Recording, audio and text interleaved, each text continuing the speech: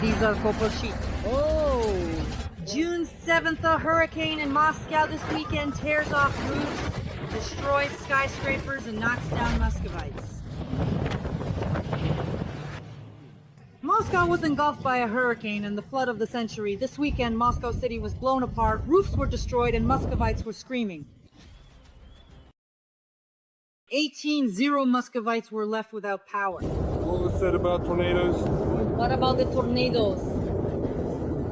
Uprooted trees, fallen cranes, torn off roofs. Officials said a powerful hurricane, hail, and flood hit Moscow and the Moscow region.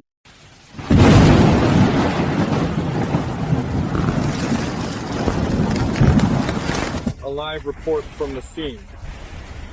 Leningradsky Prospect. Da-da-da-da. Japanese policeman. This is a disaster. Moscow is flooded. A squally hurricane and rain this weekend have flooded Moscow. Moscow is getting more and more flooded. Friends, please like this video. Subscribe to my YouTube channel. In the comments, let me know where you're watching from. Like, comment, subscribe, and let's get started.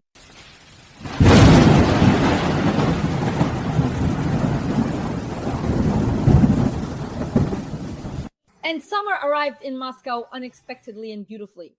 Hurricanes, squally winds are tearing off roofs, destroying houses, and flooding skyscrapers. Panic and evacuation have begun in Moscow. Boom! Bada boom! Rain and hail have damaged hundreds of cars and infrastructure facilities. The natural disaster caused a traffic collapse. Buses, trams, and trolley buses stopped running in Moscow. And a tree fell onto the tracks of one of the Moscow metro lines. A mega downpour with hail and possibly tornadoes hit Moscow today, the capital city of Russia. The Ministry of Emergency Situations did not warn Muscovites about how dangerous this was. It's possible that Moscow will go underwater. This looks more like the hurricane and tornado of the century. Strong winds are tearing down billboards, the roofs of Moscow buildings, and toppling trees. Trees have destroyed skyscrapers and cars, and there are victims due to falling trees. Muscovites are in a panic. The hurricane is destroying roofs and shattering windows. Muscovites are screaming as their tents are blown away.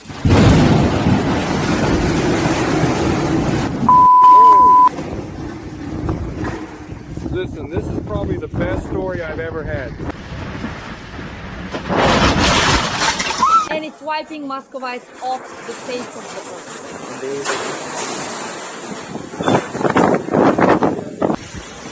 Seriously, what's going on here? This is just horrible! A yellow danger level has been declared in Moscow. Muscovites have been flooded. Downpour.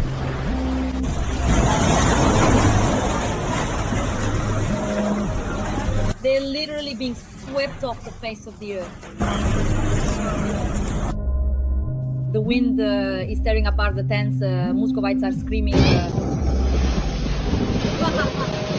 Friends, please like this video. Subscribe to my YouTube channel. In the comments, write a few kind words in support of Ukraine and also about how Mother Nature is destroying the Russian Federation and its capital. Stay with us. Be on the bright side. The promised tornadoes were recorded in Lobnya, near Moscow. Moscow was flooded.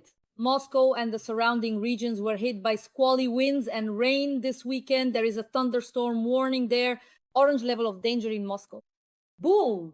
Bada boom! Keep flooding, clear skies until Moscow sinks forever. Those are copper sheets. Oh! Oh! Holy moly! That's money flying, that's money flying. In some places, hail has been observed.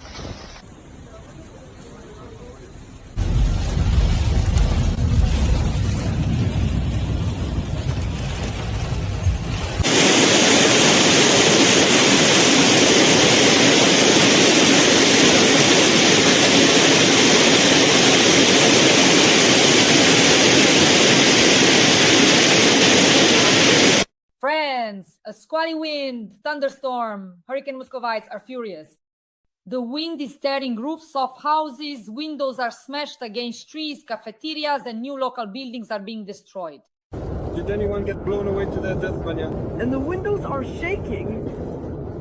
Muscovites are in a panic. Their tents are being blown away by the wind and rain. They are furious. They wonder why this heavenly punishment has come down on Moscow. A live report from the scene. Here you have Leningradsky Prospect. Tatarata. Japanese policeman. This is a disaster.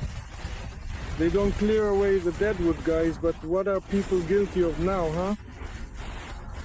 1, 2, 3, 4, 5, 6, 7 cars.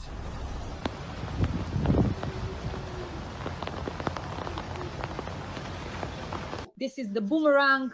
This is divine providence, retribution for all the evil that Russia has done to our country, Ukraine. Moscow is being flooded. Friends, write in the comments what you think about this. Muscovites were warned that a hurricane was coming. No one could believe it because the weather was good and the sun was shining. And then at 3 o'clock, a real Armageddon began. Rain, thunderstorm, wind speeds reached 17 meters per second. The amount of precipitation that fell in just 1 hour almost exceeded half a month's norm. As a result of the passage of the thunderstorm front, power outages are currently being observed in a number of populated areas. No reports have been received regarding damage to the integrity of roofs, buildings and structures or disruptions to road traffic.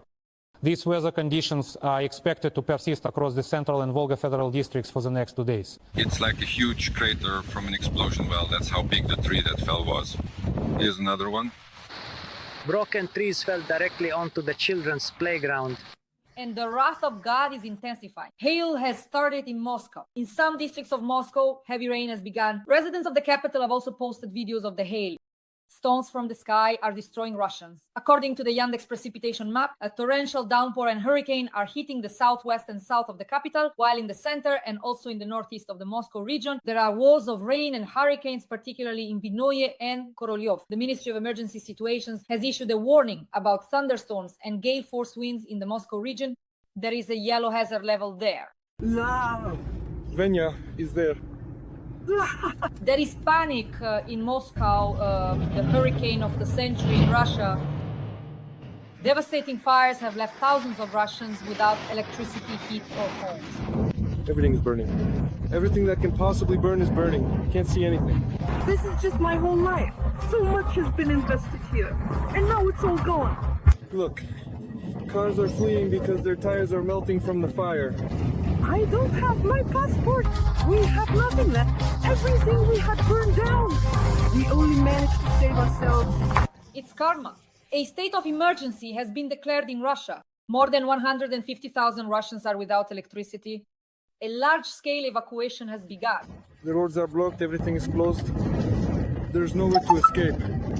Massive fires and hurricanes. This is the Saragash district. The fire is burning right along the road. Dozens of villages are engulfed in flames. The fire has come dangerously close to major cities. The most difficult situation is in Krasnoyarsk Krai and the Republic of Khakassia.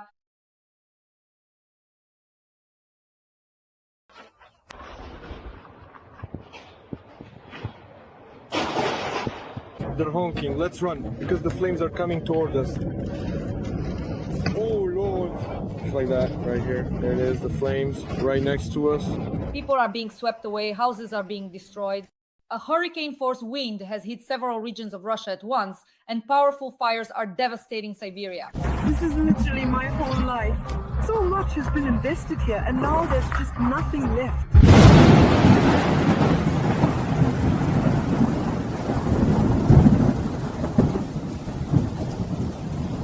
Boom, bada boom. Burn bright so you don't go out.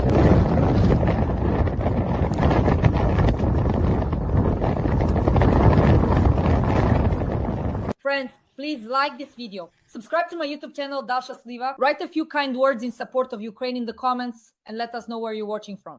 Like, comment, subscribe, and let's get started. Damn it, this is a mess. Holy crap. Wow. The elements are raging simultaneously in Kuzbass-Khakassia and the Altai and Krasnoyarsk regions. Fires, driven by gale force winds, are spreading rapidly and destroying entire villages in Siberia. Hurricane force winds and heavy rains have also hit the Kemerovo, Novosibirsk and Irkutsk regions. According to Russia's Ministry of Energy, power outages caused by the bad weather have affected more than 150,000 people. The situation remains difficult. Even though the wind has died down, as you can see, it is still present.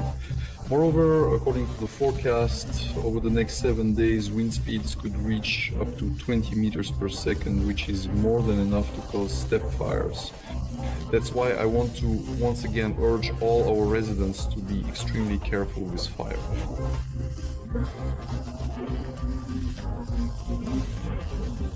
A hurricane-force wind has struck Siberia. It is tearing off roofs, snapping power lines, and fueling the rapid spread of wildfires. Dozens of villages are engulfed in flames. The fire has come dangerously close to major cities. The most difficult situation is in Krasnoyarsk Krai and the Republic of Khakassia. In Irkutsk Oblast, 17 houses have already been lost, 100,000 people are without power, and in Krasnoyarsk Krai, 33,000 are without electricity. In Khakassia, 40 people have been officially reported injured, dozens of fires. A fire front nearly 80 kilometers long.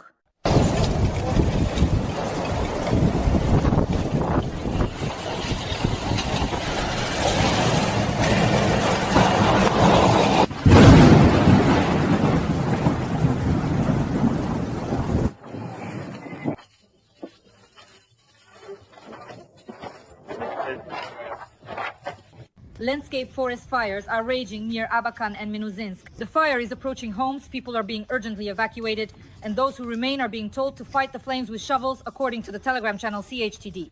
In Krasnoyarsk, the wind tore off roofs. One woman died after falling from a balcony. Along the road to the airport, a wall of fire has come right up to the runway. In many regions of Siberia, there are widespread power and water outages. Fire here. Half the house is burning. 100 meters. People.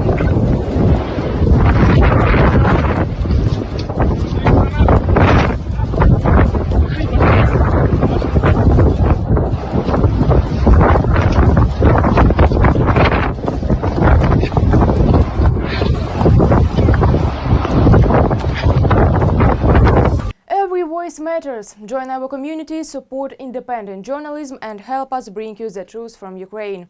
Become a member of Ukraine today. Join us now. Ashes, that's all that's left of the life we had before. The fire, driven by hurricane-force winds, consumed both the house and everything in it. Cars, furniture, clothes, snow, all just ashes. The whole community tried to put out the fire, but the Malaysian family and their 6-year-old daughter lost absolutely everything. In general, without any documents, I can't even restore my SIM card because I don't have my passport. We have nothing. Everything we own burnt. We only managed to save ourselves. All that's left are tears and thousands of questions. What now? The Antokin family also lost their home. This is the next street over.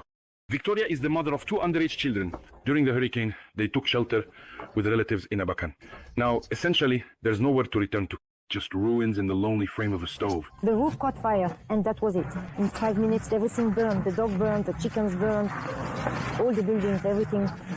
Nothing is left. Of course, it's frightening. We managed to leave home with the kids in advance, and the grass had just caught fire. The neighboring field was exactly where the wind blew toward the residential houses, becoming a conduit for the fires. Sayam Kizigashovo was among the first to lose its Homsa 2-story house, and all belongings were destroyed by the flames in a matter of minutes. Now, there is only blackened earth all around. At the end of the street over there, that's where the fire started. I got scared. I grabbed my child and took him to the city. When I came back, the house was already on fire. In the Vesna gardening community, 5 houses were completely destroyed, meaning 5 families lost everything at once. 14 plots were damaged to some extent. In Alyusopogov, 2 houses burned down. Overall, during the storm in the Ustobakanski district, 17 private houses and 6 apartment buildings were affected, as well as 3 kindergartens, 6 community centers and 2 farms. The authorities have formed a commission to assess the scale of the damage and to compile a list of those who need financial assistance. We are determining the amount of damage, doing what we can. So if our own financial resources are not enough, then of course we will turn to the Republic for help, that's for sure. Right now, we are helping people in any way we can.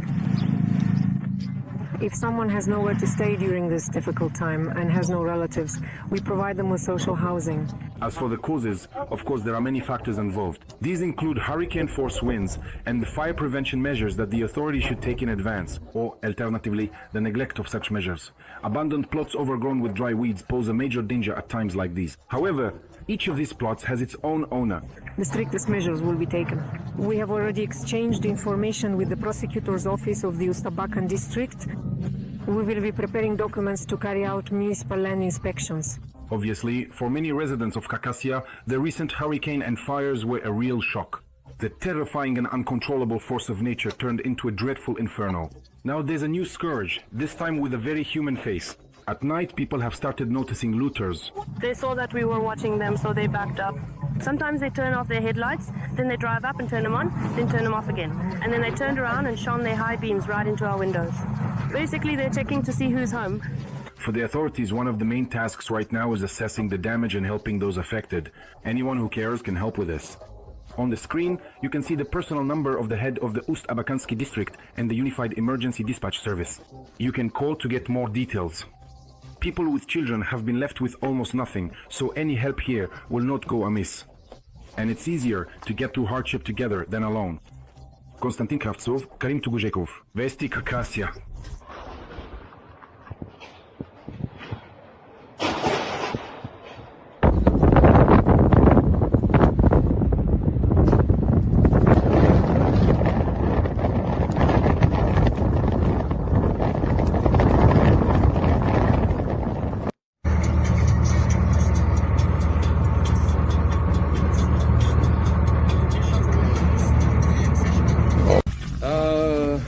Moreover, I've actually seen it myself when there's a grass fire and residents start pulling up grass near their fences. Of course, all of this needs to be done in a timely manner. That is, we are all the owners of our own plots, whether they're summer cottages or residential properties. And naturally, to prevent disaster, safety measures around the property need to be taken promptly. I'd like to address the residents, first of all, to be careful when handling fire and the elements. But on the other hand, we should also do our utmost to help municipalities with the improvement of our settlement. There can be no peaceful truce or peace agreement there. That's why I really like the President's words when he said that we won't just pressure them, we'll finish them off. That's exactly how we need to act. A compromise is always possible. For example, cremation or burial. Well, that's not a compromise, that's already the result after achieving the necessary outcome. Yes, that's... How else would you deal with Nazis? Right? I think so. In other words, shoot and hang them, no other options. Maybe we should use tactical nuclear weapons on that city where that decision-making center was located. Wiesbaden? The fascists were there once too. They had their headquarters there as well. In any case, well, how about that? I would say that tactical nuclear weapons, well, that's the king's last argument, the final strategic measure. And it should always be kept ready. And it's use strategic, yes, tactical makes sense. High altitude detonation would create a powerful electromagnetic pulse and the radiation would be low. But it would fry all the electronics. That's fine. And as for its use, really, from the decision to actual deployment, it's just a matter of a few minutes. I say this as a specialist. About what? That the special military operation is the right thing and President Putin is the best president. Well, basically because Ukraine started all of this first. That's all there is to it. And what do you think, should people who have a different opinion and write about it on the internet be imprisoned? Navalny wasn't imprisoned for that. But those people who write that Russian soldiers are dog shit, they should all be taken out, yes, imprisoned and castrated, yeah. But otherwise, in your view, yes. And those soldiers, well, not even soldiers, just people who say, well, the special military operation is bad. No, that's their opinion, damn it. But the main thing is not to shit on our soldiers, damn it, otherwise nobody cares. Well, it's their right, after all, as everyone is entitled to their own opinion, to express negative comments or opinions. During wartime, speaking out against the war within the country is not welcome by any government. And even with a new government, yes, it's still not welcome. It's the government's decision, right? We ourselves chose this government. So we must accept all its decisions. And in 100 years, our descendants will say who we really were. Well, logically, isn't that right? Should people be put in prison for comments on social media against a special military operation and other topics? Of course, they should be shot, stabbed and shot for being against the special military operation. You always have to fight against fascists, no matter what they call themselves or where they are. Then no one will speak out. Although then we would know that they are our obvious enemies. On social networks? Freedom of speech. Yes. But there's no need to imprison anyone. We live in a free country. In Russia. Glory to Putin. I won't answer that question at this time. Good day. Good day, Vladimir Wolfovich. Have you ever been to Wiesbaden? No, sir. Well, you don't need to. What would you do there after a nuclear attack? Yes, Vladimir Wolfovich, by the way, I completely agree with you, and you know that. And yesterday in your evening program, you touched on this topic, and now you quite rightly pointed out that, as they say, to take moral responsibility for using nuclear weapons is a sin. But an even greater sin, of course, is to lose a war, and especially to lose your homeland. Therefore, the situation is developing in such a way that, well, probably this is the most correct path in this sense. Because this European fascism needs to be stopped once and for all and uprooted with fire, with ashes, with nuclear means and so on, because they have become far too brazen. But what I would like to note in this regard, again, from a general strategic perspective and in terms of the overall development of the situation as well as preparation, so to speak, for upcoming conflicts. After all, by and large, these drone strikes on targets within our country are already being carried out, so to speak, across the entire European part. And now the armed forces of Ukraine are being equipped with drones that have a flight range of 3,000 kilometers. And that already reaches as far as Novosibirsk. So what does this mean in this context? It means that the very concept of the rear as such is disappearing. And in general, the issue can be framed this way. Well, all right. This is a characteristic feature of modern wars, of course. And what does the disappearance of the rear as such actually mean? Then the question arises, where should material reserves be stored? Things like ammunition, fuel, and lubricants. After all, you can't just scatter a box under every bush and a canister here and there across the country. And the issue really is that this is one of the most pressing problems right now. We need to look several decades ahead here, and that's no exaggeration. And well, maybe we should even ask ourselves this question, can we solve this problem with the technologies we currently have? Because, let's put it this way, it's not always possible to solve it just through organizational and staffing measures. Once again, I want to stress that after all, you can't assign an anti-aircraft missile regiment to guard every single fuel tank.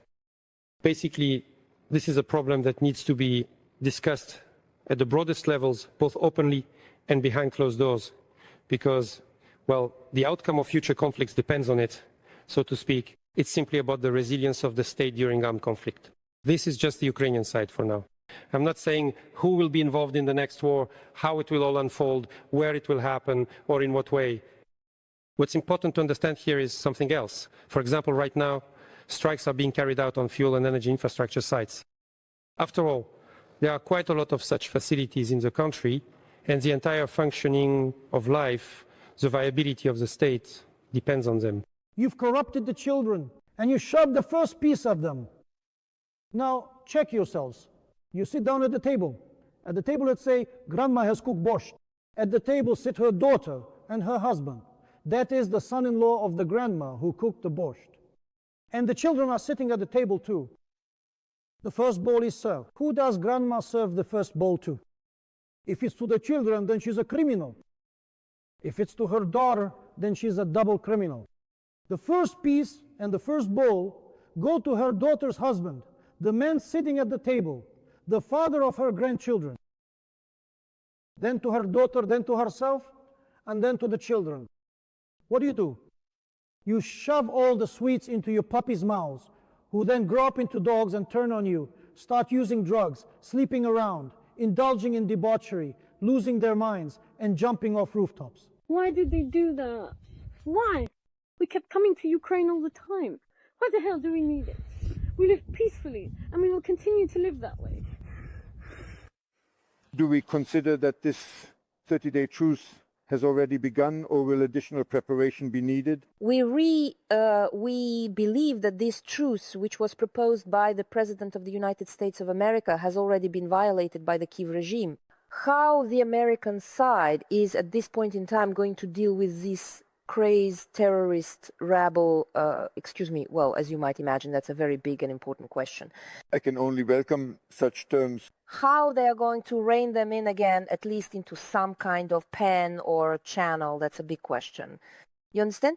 And we understand perfectly well why it's about energy. Yes, because energy, everything started with energy back in 2022, when Biden said that Nord Stream 1 and 2 would be destroyed by any means necessary, responding to a clarifying question from an American journalist who was shocked by such a statement from the leader of what they themselves call the democratic world. And 6 months later, it happened. This is essentially training people with an extremist mindset to focus not even on a red flag, but on a specific piece of meat. They have nurtured this monster, which now deliberately targets energy facilities. Do you understand? So that's the question. How exactly are they going to deal with that Frankenstein they've created, this thing they've brought into existence? And more importantly, how will they actually manage it in the end? Friends, please like this video. Subscribe to my YouTube channel, Dasha Shaslivaya. We work for an audience all over the world so that people know the truth about Russian aggression, about Russia's war against Ukraine. That's why every comment and every subscription helps ensure that as many people as possible around the world see this video. Stay with us. Stay on the bright side. Friends, glory to Ukraine, glory to the heroes. We will definitely win